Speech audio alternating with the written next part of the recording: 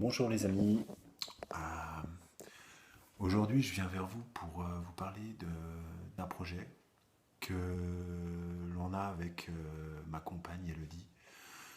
J'aurais aimé vous en faire part parce que c'est un projet qui nous tient vraiment, vraiment à cœur depuis le mois d'août, depuis qu'on s'est lancé dans l'aventure. Et aujourd'hui, il va nous falloir pas mal d'aide. Et c'est pour ça que je fais cette vidéo afin de pouvoir vous communiquer donc ce projet. Euh, L'aide qu'on va avoir besoin va être notamment financière, va être notamment en coup de main, en conseil juridique, parce que la teneur du projet est assez conséquente et il va y avoir beaucoup de paramètres à voir pour le mettre en place. Donc, sans plus tarder, je vais rentrer dans le vif du sujet et je vais commencer, comme j'en ai l'habitude, à chaque fois que j'en parle de ce projet, à des gens qui sont intéressés, à des gens qui vont nous permettre de le financer ou de nous aider. J'aime bien commencer par la petite fable si chère à notre ami Pierre Rabhi, qui illustre tout à fait en fait dans le contexte dans lequel on réalise ce projet dont je vais vous parler. Donc cette petite fable, il y en a beaucoup d'entre vous qui la connaissent déjà certainement. Euh, c'est la petite fable du petit colibri. Alors cette fable-là, elle dit que un jour, dans une forêt où vivent une multitude de sortes d'animaux, d'espèces, un jour dans cette forêt-là, il y a un grand feu. La forêt, elle prend feu complètement. Et donc tous les animaux accourent afin de s'échapper et essayer de trouver un coin un peu plus sûr pour eux. Et donc dans ce chahut, il y a un seul animal, le petit colibri, qui va chercher une petite goutte d'eau dans son petit bec, euh, dans une mare, et la jette sur le feu et fait des allers-retours. Il se débat, il se débat, il y va, il fait des allers-retours. Et d'un coup, il y a le toucan qui passe à côté de lui, un gros bec et tout, beaucoup plus costaud que le petit colibri. Et il lui dit, mais petit colibri, tu vois pas que ce que tu fais, ça sert à rien. Le feu, il ne s'éteint pas, et t'y arriveras pas tout seul. Et le petit colibri lui dit, oui, mais je fais ma part. Et donc, voilà quel, euh, dans quel contexte, dans quel esprit on a débuté notre projet avec Elodie. Donc, en fait, ce projet-là est un projet qui mûrit dans ma tête depuis un certain temps déjà. Ça fait au moins 5, 6 ans, 7 ans que je me renseigne sur toutes des méthodes alternatives, que ça soit dans l'enseignement, dans la façon de produire notre alimentation, dans, dans énormément de la façon de vivre, tout ça. Et ça fait quelques années que j'ai envie de me lancer dans un projet, alors quelconque, mais dans un projet qui intégrerait la permaculture. La permaculture qui me séduit vraiment dans le sens où, pour ceux qui ne connaissent pas, ça n'est pas lié uniquement à une méthode d'agriculture, non, c'est pas du tout ça, c'est un concept qu'on applique à n'importe quel système que l'homme peut créer. Donc ça peut aller d'une école, ça peut aller dans la vie dans une famille à la maison. Donc voilà, c'est un concept qui est régi par trois grandes règles que je vais vous citer vite fait avant d'attaquer en fait la présentation du projet en lui-même. Donc c'est prendre soin de la terre, donc comprendre que tout vient de la terre et auquel cas nous les hommes, on doit impérativement en prendre soin, la respecter. La deuxième règle, c'est prendre soin des hommes. Alors, prendre soin des hommes, ça va aller en construisant des sociétés qui savent des êtres humains, de tout ce qui vit sur Terre, qui savent vivre en harmonie. Et cela, ça va, comment dire, ça va passer par créer des sociétés qui vont être plus dans la coopérativité, la coopération, pardon, et le respect les uns des autres. La troisième grande règle, c'est redistribuer de façon équitable les ressources limitées de la Terre. Ah, vous m'excuserez parce que j'ai pas l'habitude de parler devant une caméra. J'ai pas du tout préparé ce que je vais vous dire, donc j'ai juste eu l'occasion de présenter le projet plusieurs fois, mais bon, ça reste quand même assez. J'ai pas fait de notes ni rien, donc ça peut des fois partir un peu en live. Vous m'en excuserez. Et j'aurais tendance des fois peut-être à me répéter ou à bégayer. Enfin bref, voilà, ça étant dit, on va pouvoir commencer en fait à vous présenter le projet. Donc le projet qu'on a actuellement depuis le mois d'août, le mi-août, dans lequel on s'est lancé avec ma compagne, c'est de reprendre une ferme en maraîchage bio. Et l'idée est donc elle fonctionnait jusqu'au mois d'août en maraîchage conventionnel, en bio mais en conventionnel, c'est-à-dire avec mécanisation, tracteur du moins, tracteur et comment dire, par exemple des planches de culture sous bâche, sous plastique. Et pour donner que ces exemples-là. Et nous, on aimerait donc reprendre cette ferme en maraîchage biologique et la transformer en respectant les règles de la permaculture et en prenant l'exemple en fait entre autres, de la ferme du Bec et Loin.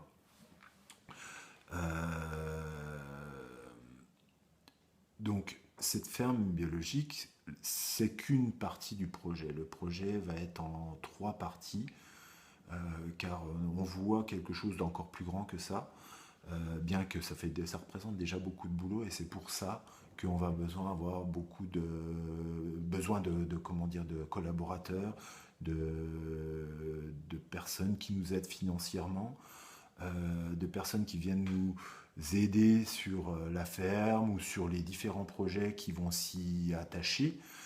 Et donc en fait, donc il y a ce projet de transformation d'une ferme donc, qui fait 5 hectares, enfin les terrains, il y a 5 hectares de terrain, dont un seul qui est cultivé pour le moment.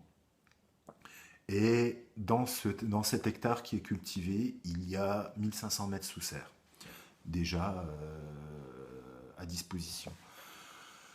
Donc le premier but, c'est déjà de reprendre cette ferme et d'avoir le financement pour pouvoir acheter cette ferme, car Alexandre souhaite suivre, enfin souhaite que notre projet s'installe sur son exploitation. Mais il a besoin de revendre parce qu'il a besoin de changer de vie. Bref, je ne vais pas m'étaler sur les raisons sur lesquelles il arrête, mais voilà, en fait. Donc cette ferme-là, il la revend 200 000 euros. Donc il y a toute la partie habitation qui est sur les terrains de l'exploitation, plus l'exploitation qui fait 5 hectares, avec le matériel, les serres et tout ça qui vont dessus. Donc c'est 200 000 euros le tout, donc il y a 150 000 euros pour la partie habitation et 50 000 euros pour la partie exploitation. Donc ça c'est le premier projet qu'on a sur cette ferme.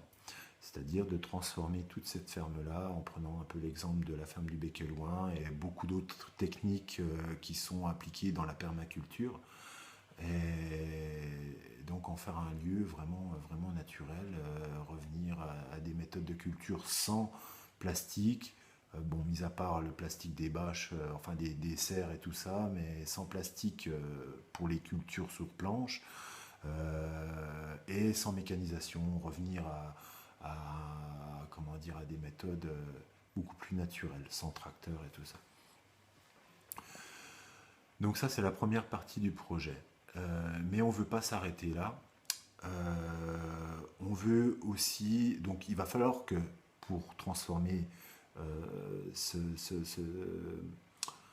ce- cette exploitation en suivant les règles de la permaculture. Bon, moi je connais déjà pas mal de choses au niveau de la permaculture appliquées au maraîchage, appliquées au potager, mais je suppose qu'il va falloir. J'ai tout appris en autodidacte via Internet. C'est une source d'information impressionnante pour ce genre de choses. Mais je suppose qu'il va falloir quand même qu'on se forme encore, avoir une formation déjà un peu plus soutenue pour vraiment tenir quelque chose d'assez solide. Et donc, une fois formé, on a envie de retransmettre notre savoir. Donc, d'où l'idée de créer dans cette ferme un petit centre de formation en permaculture où le savoir du maraîchage en permaculture, du maraîchage bio-intensif, permaculturel, soit transmis, le savoir soit transmis. Donc voilà, l'idée de créer aussi ce petit centre de formation. Donc je ne l'ai pas précisé, on est dans les Vosges. Donc un peu dans la plaine des Vosges, entre les villes de Vittel, Contrex, Neufchâteau. À peu près, on est plutôt bien situé parce que, parce que voilà, il y a ces trois grandes villes là et on est à peu près au centre. Enfin, grande ville, c'est des petites villes, ça dépend, ça dépend comment qu'on voit la grosseur des villes. Enfin bref. Donc voilà le deuxième aspect de ce projet qui vient s'intégrer en fait au côté maraîchage en permaculture. Et on ne veut pas s'arrêter là. Il y a un troisième projet qui arrivera ensuite. C'est la création sur le terrain de 4 hectares qui reste, donc d'un jardin toujours en permaculture, c'est-à-dire qu'on va transformer déjà dans la première partie le deuxième challenge après avoir pu trouver les financements pour acheter donc cette ferme, ça va être de transformer. Et le troisième challenge, euh, enfin, le troisième challenge va être de créer ce petit centre de formation. Et le quatrième challenge va être aussi de transformer donc les 4 hectares restants. J'ai oublié de vous préciser quelque chose. C'est-à-dire que pour compléter le petit centre de permaculture, il va falloir qu'on puisse héberger les gens. Donc on compte donc sur ces 4 hectares créer des petites cabanes, des petites yourtes. Enfin, on veut installer des yourtes, des cabanes, des lieux d'hébergement un petit peu insolites comme ça, pour héberger justement, notamment donc ces personnes qui viendraient en comment dire, qui viendraient en formation, et également quand elles ne seraient pas habitées, de les louer au grand public de façon, on va dire, j'ai plus le mot qui me vient en tête, enfin bref. Voilà, le but est de vraiment louer tout le temps ces petits lieux d'hébergement. Donc, sur les 4 hectares restants qui ne sont pas encore cultivés, enfin qui ne seront pas encore transformés en permaculture et qu'on va transformer petit à petit. Donc on va implanter ces petits lieux d'hébergement et aussi donc un jardin en permaculture. Et au centre de tout ça, on a le rêve de pouvoir créer une école Montessori. Toujours hébergé dans des yourtes, dans des grosses yourtes ce coup-ci. On aimerait créer 3 classes Montessori, donc rassemblant les 3 ambiances dont fait part Maria Montessori dans ses livres, voilà, dans ce qu'elle a transmis. Donc on aimerait faire une classe de 3 à 6 ans, une classe de 6-12 ans, et puis une classe, si c'est possible, du niveau collège et tout ça. Donc voilà, l'ensemble du projet, donc je vous l'ai bien dit, c'est une ferme en maraîchage biologique permaculturel, associée donc avec un petit centre de formation et ceci aussi associé à une école Montessori, avec des hébergements pour les gens qui viendraient travailler, qui viendraient en formation et tout ça. Donc voilà en gros le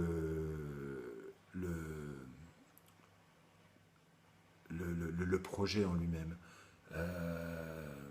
Pour ça, il va nous falloir bien sûr du monde, parce qu'on ne pourra pas gérer tout ce projet qu'à deux. Il va nous falloir du monde pour des collaborateurs, notamment, qui veulent rejoindre le projet. Alors, la structure qui va gérer tout ça, on n'a pas encore réfléchi. On hésite entre l'associatif ou plus une SCIC ou même on est ouvert aussi même à une société qui gérerait tout ça, mais si c'est le cas, il faut savoir que nous, enfin que moi et que Elodie et moi, on est plus dans l'état d'esprit dont Pierre Rabhi promeut, euh, dont il en fait l'éloge, c'est-à-dire la sobriété heureuse, c'est-à-dire on n'est pas dans une idée d'accumulation, on est plutôt dans une idée de se prendre juste ce qu'on a besoin pour vivre sainement, sans surplus et sans extra, voilà. C'est-à-dire, donc on a fait un prévisionnel, hein, on sait à peu près nos charges, ce que ça représente par an, et donc on ne veut pas forcément amasser de l'argent. Et donc cet argent, si on arrive à respecter ce prévisionnel, on réussira à générer de l'argent qui permettra de financer tout ça. Donc le but est vraiment de financer, si on génère de l'argent, de réinvestir directement dans le projet, et non simplement amasser cet argent dans nos poches à nous, quoi. Donc voilà, c'est vraiment pour vous donner un peu l'état d'esprit dans lequel on veut créer, gérer et tout ça, ce projet. Oui, donc excusez-moi, en fait, il y a eu une coupure au niveau de la vidéo, on fera un petit racolage au montage. Donc voilà, j'aimerais bien, donc après avoir abordé l'aspect financier, enfin bref, j'aimerais bien revenir en fait sur l'aspect de l'école Montessori qu'on veut, qu'on veut ajouter au projet. Ça nous tient vraiment à cœur. Et vous expliquer un petit peu l'esprit dans lequel pourquoi on veut faire ça. En fait, imaginez un lieu très très naturel, composé d'arbres, un jardin potager, très très joli, mêlant les fleurs, les arbres fruitiers, donc les plantes potagères, les plantes médicinales et tout ça. Autour de cette école, et donc cette école, je vous disais tout à l'heure qu'elle serait dans des yourtes. Le choix des yourtes, c'est non seulement parce qu'on est sur un terrain agricole non constructible, donc on ne peut pas se permettre de construire des bâtiments tout simplement, Et l'idée de la yourte, je trouve ça génial parce que ça rajoute cette proximité au niveau de la nature qui est encore plus importante que dans un simple bâtiment. Ouais, la proximité avec la nature est vraiment là. Euh, vous allez avoir des enfants qui vont grandir au milieu des jardins, au milieu, ils vont pouvoir expérimenter, observer, donc au milieu comment dire, dans un milieu très très naturel. Et euh, aujourd'hui, je pense que la plupart d'entre nous qui avons suivi un cursus, on va dire, normal, scolaire, euh, sommes quelque peu déconnectés de cette nature. Et donc, en fait, l'idée, voilà, était de proposer à des enfants de pouvoir grandir dans un milieu comme ça, et qui ne perdent pas ce lien très fort que doit être le lien avec la nature. Et quelque part, ça, je pense que ça les préparera, ça les rendra déjà plus sensibles à tous les aspects environnementaux, écologie et tout ça. Et, euh, étant donné qu'ils seront plus sensibles, seront beaucoup plus à même de changer le monde de demain. Et il est là l'important pour moi de pouvoir transmettre dans des conditions voilà, qui permettraient à des enfants voilà, de voir les choses autrement. Bon, bien sûr, c'est à notre niveau. Hein. Je ne prétends pas, on ne prétend pas du tout changer le monde avec notre projet, mais voilà, comme le disait la fable que je vous ai citée un petit peu au début de la vidéo, euh, on fait notre part, notre petite part, pour essayer de changer un petit peu ce qui nous plaît pas, changer notre environnement afin qu'il corresponde un petit peu plus à ce qu'on voudrait, un monde un peu plus équitable, un peu plus qui réunit le respect, voilà, enfin bref, toutes les grandes vertus dont tout le monde parle, mais qu'on ne voit pas beaucoup. Et donc voilà. Donc c'était pour vraiment voilà, on est vraiment dans une optique de créer quelque chose de très très magnifique au niveau du jardin. Et voilà, on voulait de pouvoir mettre des enfants à l'intérieur, voilà, au milieu des animaux, au milieu des plantes, des arbres. On pense sincèrement que ça peut être que bénéfique pour eux. Et donc le choix de l'enseignement Montessori, c'est que avec mon ami, donc qui a une fille qui vient d'avoir 4 ans, donc on s'est posé l'année dernière la question de l'éducation. Bien sûr, nous, on aurait préféré pouvoir lui accorder une éducation autonome. Le problème, c'est que euh, je ne suis pas le père, et donc son père voilà, n'est pas trop du tout pour ça. Et puis nos emplois du temps ne nous permettent pas non plus d'être suffisamment disponibles.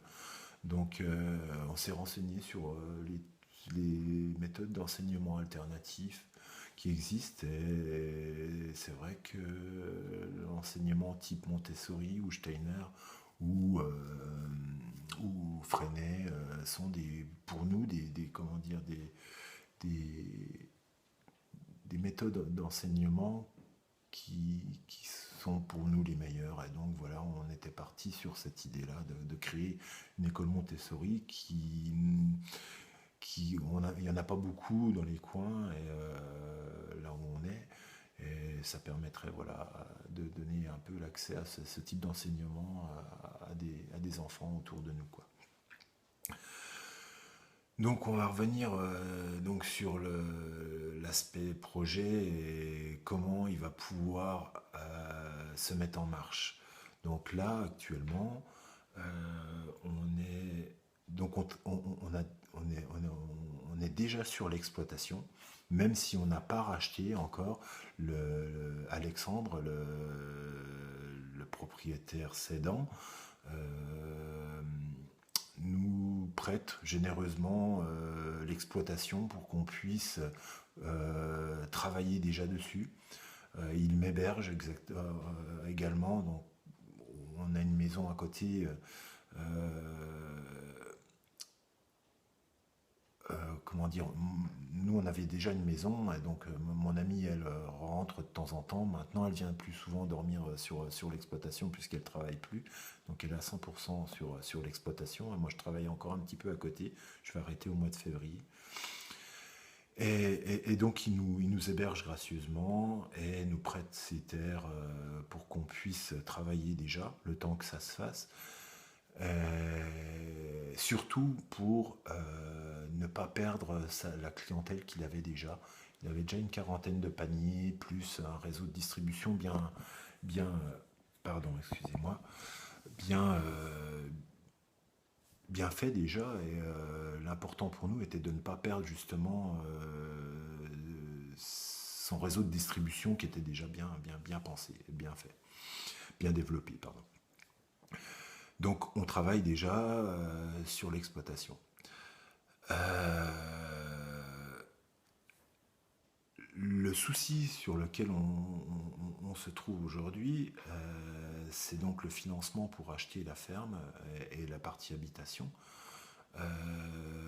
On comptait beaucoup sur la revente de notre maison pour pouvoir constituer l'apport que les banques nous demandent, euh, qui vont à peu près entre 20 et 30 000, 40 000 euros pour certains. Et le problème, c'est qu'avec la conjoncture actuelle au niveau de l'immobilier, la revente de notre maison serait, enfin, c'est juste pas viable en fait. On comptait la revendre 120 000 euros. Et aujourd'hui, certains banquiers qui sont calés dans l'immobilier nous ont dit qu'on ne pourrait pas la revendre plus de 80 000 euros, alors que voilà quoi, la maison est propre. C'est juste que voilà, à cette heure-ci, l'immobilier est au plus bas et il faudrait brader notre maison, ce qui n'est pas du tout possible parce que déjà, premièrement, il nous reste un petit peu à rembourser et le prix qu'ils nous ont annoncé permettrait pas de générer l'apport suffisant pour avoir le financement pour acheter l'exploitation plus la maison d'Alexandre, l'ancien propriétaire. Donc, d'où en fait notre appel au financement participatif. On a débuté un financement participatif de façon personnelle. On n'est pas passé par une plateforme dédiée au départ. Et aujourd'hui, notre démarche aussi, n'ayant pas suffisamment comment dire, de visibilité au niveau de notre site internet, notre démarche est de, comment dire, de lancer un financement participatif, mais sur cette plateforme dédiée, quoi, qui a beaucoup plus de visibilité. Et on espère pouvoir générer suffisamment de dons pour pouvoir composer donc cet apport que les banques nous demandent. Donc on a besoin de ça. Comme je vous l'ai dit tout à l'heure, on va avoir besoin de de personnes qui intègrent le projet, des collaborateurs, des coopérateurs, pour nous aider à réaliser un projet qui pour nous est très très important. Et on espère aussi qu'il saura vous charmer et, et donc on aura, oui, voilà, besoin de collaborateurs, besoin de personnes qui s'y connaissent en loi pour les questions juridiques et tout ça, pour l'école, pour une multitude de choses. Euh, et Et donc, ouais, donc le coup de main financier qu'on a vraiment besoin pour pouvoir lancer vraiment le projet en lui-même, quoi. Euh, Si on arrive à générer suffisamment de dons, à récolter suffisamment de dons, donc on va pouvoir acheter. Si on arrive à suivre notre prévisionnel au niveau de la transformation, après avoir acheté donc, hein, au niveau de la transformation du terrain, au niveau des, comment dire, des prévisions qu'on fait via la permaculture et tout ça, qui sont assez prometteuses, on arrivera donc à autofinancer donc, les travaux qu'il faut faire pour créer des salles de formation, pour les, comment dire, le petit centre de formation en permaculture. Donc là, on a l'espace dans, comment dire, dans la bâtisse qui se trouve sur l'exploitation pour créer justement ces petites salles de formation. Et on pourra générer, avec les formations que l'on va donner dans le futur, aussi également de l'argent pour investir donc, dans cette école qui viendra en troisième temps. Donc voilà, je fais appel à vous, on fait appel à vous avec ma compagne. On espère pouvoir trouver des gens qui viendront rejoindre le projet, qui viendront, avec qui on décidera euh, sur le côté structure en elle-même, sur tous les aspects en fait du projet. Vous avez, on va dire, une grande image là de ce qu'on veut, ce qu'on aimerait réaliser. Si vous êtes intéressé par le projet, si vous êtes intéressé pour nous donner un coup de main, si vous êtes intéressé pour nous prêter de l'argent, enfin faire des dons ou prêter de l'argent, des prêts en particulier, ça nous éviterait aussi d'emprunter aux banques, ce qui n'est pas négligeable pour moi, parce que je préférerais simplement éviter de passer par les banques, hein, c'est aussi bien. Mais bon, s'il n'y a que cette solution-là, on passera par les banques.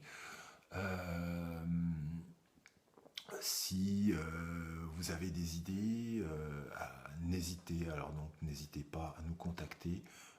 On vous remercie infiniment pour toute l'aide que vous allez nous donner, que ça soit sous n'importe quelle forme. Nous espérons avoir pu vous convaincre par ce projet.